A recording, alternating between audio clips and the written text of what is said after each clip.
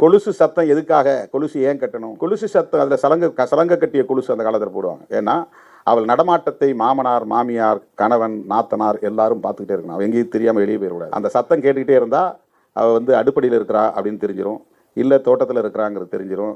அவள் இந்த வீட்டுக்குள்ளே தான் நடமாடிக்கிட்டே இருக்கிறாங்கிறத தெரியப்படுத்துறதுக்காக தான் காலில் சலங்கு வச்ச கொலுசையை உருவாக்கினார்கள். இதெல்லாம் பெரியாருடைய சிந்தனை.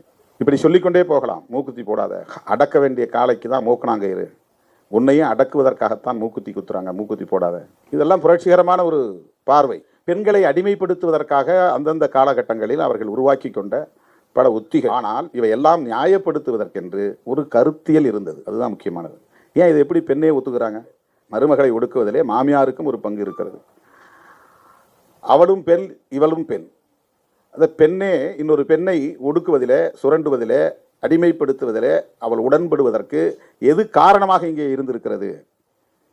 அதற்குத்தான் நிறைய கதையாடல்கள், புராணங்கள், நாடகங்கள், திரைப்படங்கள்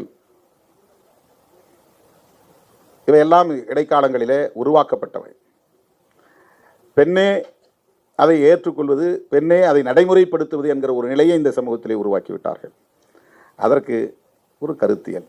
அதுதான் நாம் இன்றைக்கு அடையாளப்படுத்துவது சனாதனம் என்று சொல்கிறோம். இந்திய மண்ணை பொறுத்தவரை புரட்சியே